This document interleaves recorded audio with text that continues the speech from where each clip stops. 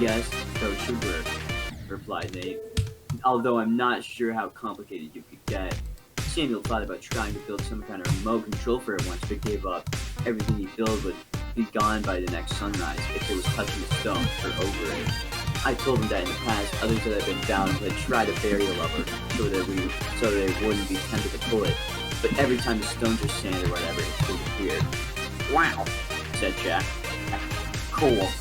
Jack leaned back until only his elbows kept him off the stone and looked up into the sky. Nate, how long did Samuel live? One of his wishes was for health too, right? Asked Jack. Yes, replied Nate. It was. He lived 167 years, Jack. Wow, 167 years. That's almost 140 more years I'll live if I live as long. Do you know what he died of, Nate? He died of getting tired of living, Jack, Nate said, sounding somewhat sad. Jack turned his head to look at Nate in the starlight. Nate looked back. Samuel knew he wasn't going to be able to stay in society. He figured that they'd eventually see him still alive and start questioning it, so he decided that he'd have to disappear after a while. He faked his death once, but changed his mind. He decided it was too early and he could stay for a little longer. He wasn't very fond of mankind, but he liked the attention, most of the time anyway. His daughter, and then his wife dying, almost did him in though. He didn't stay much in society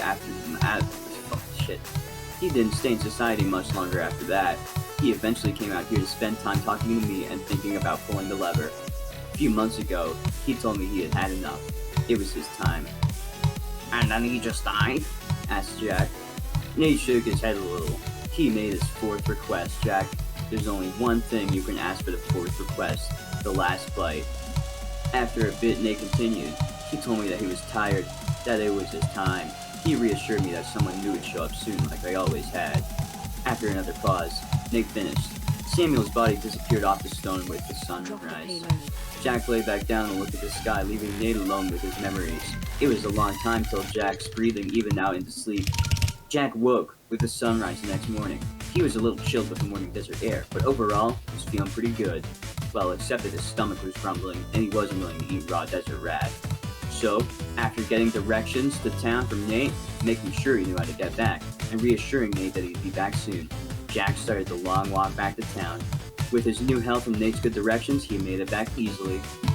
But Jack caught a bus back to the city and showed up for work the next day, little worse for wear, with the story about getting lost in the desert and walking back out. Within a couple of days, Jack had talked with a friend with a tow truck into going back out into the desert with him to fetch the SUV.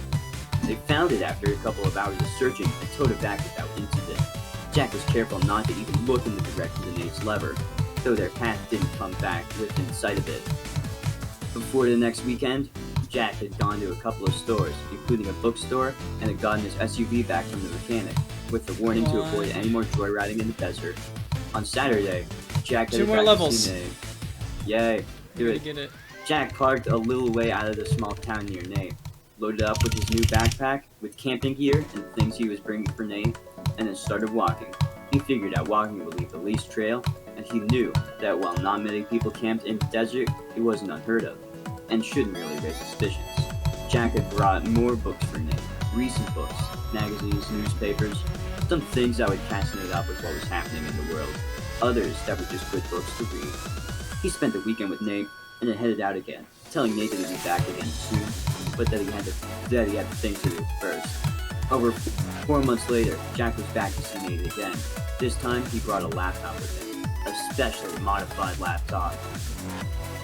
Alien laptop. It had a solar recharger, special filters and seals to keep out the sand, a satellite link up, and a special keyboard and joystick that Jack hoped that a 15-foot rattlesnake would be able to use. And it had been hacked to not give out his location to the satellite.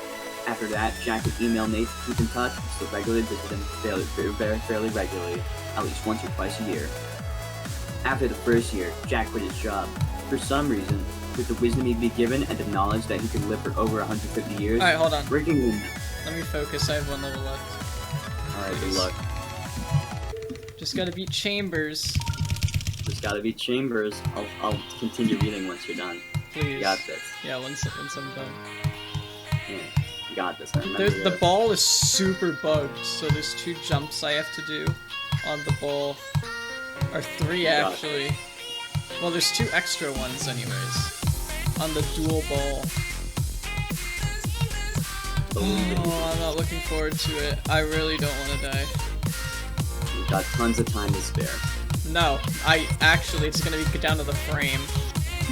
Oh, you're doing the bonus gauntlet now. Alright, I'll look at the records for that.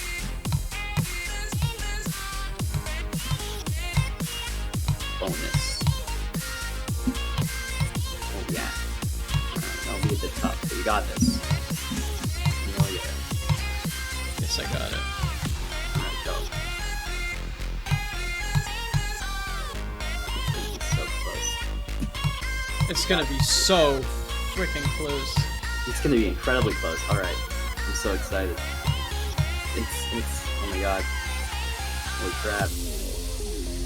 41.99.